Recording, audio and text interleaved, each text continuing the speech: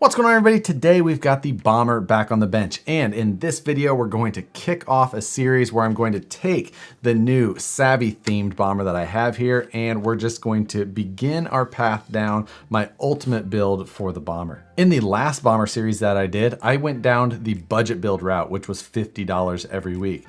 This one, I'm not going to attempt to go down that path. Instead, I'm just going to build this thing exactly how I want it. But I'm going to try and break it down into semi-logical upgrade steps as far as some of the things that I'm doing. However, the parts list is going to get pretty long pretty quickly. In today's video though, I'm going to cover some things that I think no matter how you're planning to build your Bomber, likely things that you're going to need to look at fairly soon. Some of them are going to be just kind of preference items. And one of those items will be tires. Now this truck comes with the Falcon Wild Peak tires, and those tires are probably do just fine. However, I did decide to change them out, and what I installed was a set of Proline high racks.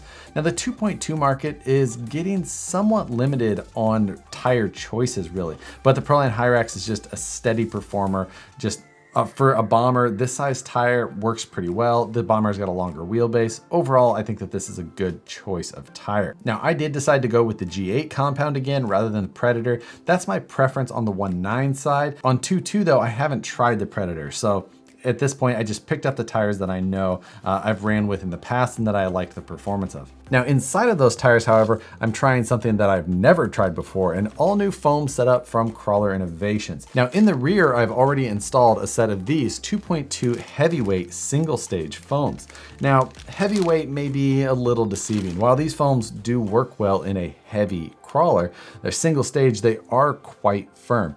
But in this truck, I'm going based on some of the recommendations by Crawler Innovations with how well these foams can work in the rear. Crawler Innovations states that these do work extremely well in the Bomber in this type of setup, and also high-speed drifting with this is nice and controllable with almost no tire roll due to the foam. So I think we're gonna give that a shot. In the front, however, again, something totally new. As I mentioned, I normally run 2-stage. In this case, we're running the new Crawler Innovations 3-stage foams. I'm running the 5.5 inch foams with an outer tuning ring to give us that extra overall height. Now what this triple stage foam is that super dense inner ring, then the standard closed cell center ring, and finally I've got a soft outer ring on there. So our tires should conform nicely to the terrain, but have a lot of sidewall support. This Bomber will see quite a bit of power, so it will be no stranger to speed. That's why I'm really looking at trying to make sure my foam setup is going to handle the side loads well and not give me too much tire roll under.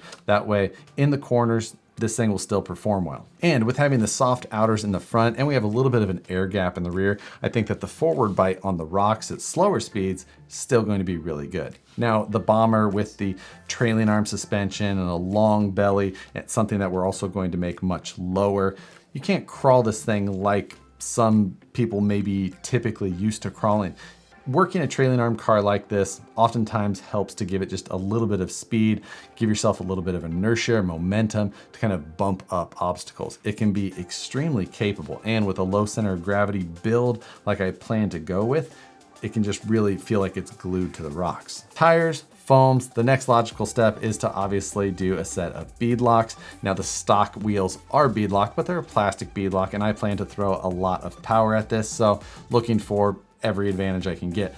I installed a set of Vanquish Method 2.2 105 bead locks on this, went with a black wheel and a clear bead lock ring. For the most part, I'm gonna try and stay pretty darked out on this, kind of match the theme of the skins. It's got a little bit of orange on there with the fox. I might try and just match that subtly throughout as well. So those are the items that I've pre-installed on this build up to this point. Now this truck also comes with a rear spare tire mounted on there. I removed that already and removed the mount. The mount is just held on by 4 simple screws. I decided to drop that off, just get this thing trimmed down a little bit. Since I changed out the wheels and tires anyway, it wouldn't have matched perfectly, and I think that I would rather have the less weight and the matching appearance. But that brings us to the vehicle as it sits right here. Then we've got a pile of parts here that we're going to install today as well. We're going to cover these. One of the first upgrades that I think you should look at doing is replacing the trailing arms on the Bomber. In the stock form, all of the links on the Bomber are plastic, and the rear trailing arms are somewhere that sees an extra amount of force. Being that it's got a shock mounted mid-span on that link, it sees forces that no other link on this truck does, because when the suspension hits, it's got this force right in the middle trying to bend it. And since it is a plastic trailing arm, it will have a tendency to bow out. You'll see that after you've been running yours for some time. It's a known weak point that over time will absolutely fail on you. Looking at a set of upgraded trailing arms is a good idea.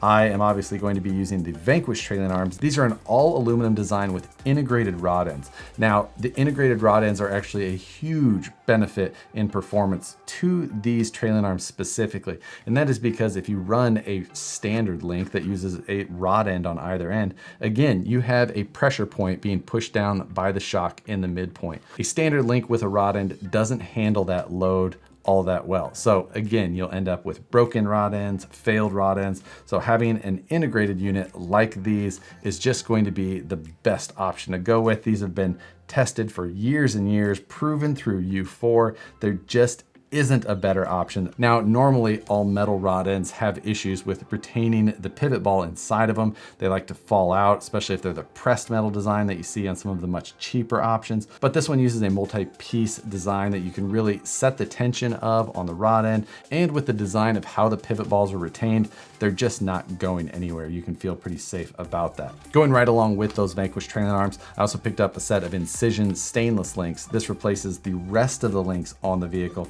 just to make sure that you get all that plastic out of there and get rid of the flex in the suspension. Then we get to a couple of front axle upgrade options. Now, normally the thought process is to upgrade C-hubs and knuckles. That's just kind of most people's go-to first things to do. However, I'm gonna go a slightly different route.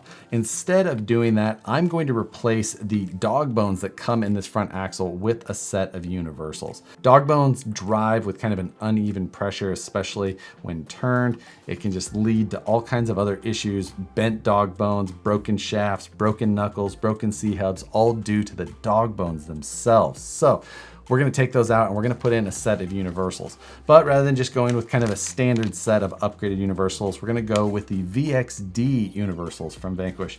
This is a rebuildable universal joint. This will provide you with more steering than just about any other option as well. It's got a 6mm stub shaft where the pin goes through, which is the normal weak point of an axle shaft. So this gives you a much stronger axle shaft than the 4mm that you would see on typical like an Axial universal. Also, the drive tang on these, which is the part that goes into that center diff locker or diff spool, it has a different design than stock. It gives you a much larger cross section, which again gives you more strength. Being that it has a different shape, it does require a different locker, which is included. So this package gives you the axle shafts, the locker, and new hexes to fit with those larger stub axles. And since we're gonna be in there working on the diff, rather than unbolting that stock ring and pinion and putting it on the new diff locker in our VXD axles, I'm going to install a set of the Incision stock gear ratio ring and pinions. There is two different gear ratios you can get, 3813 or 4313. The 4313 is an underdrive gear set, will give you a little bit more ratio.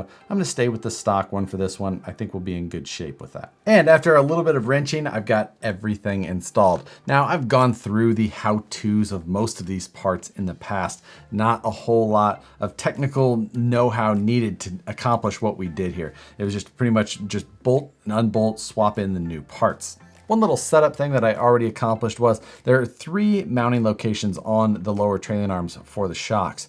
I decided to mount this shock to the center position, which is already going to start lowering our overall ride height of this truck. I want to get this thing down just a little bit lower yet, trying to get those lower links almost parallel with the ground.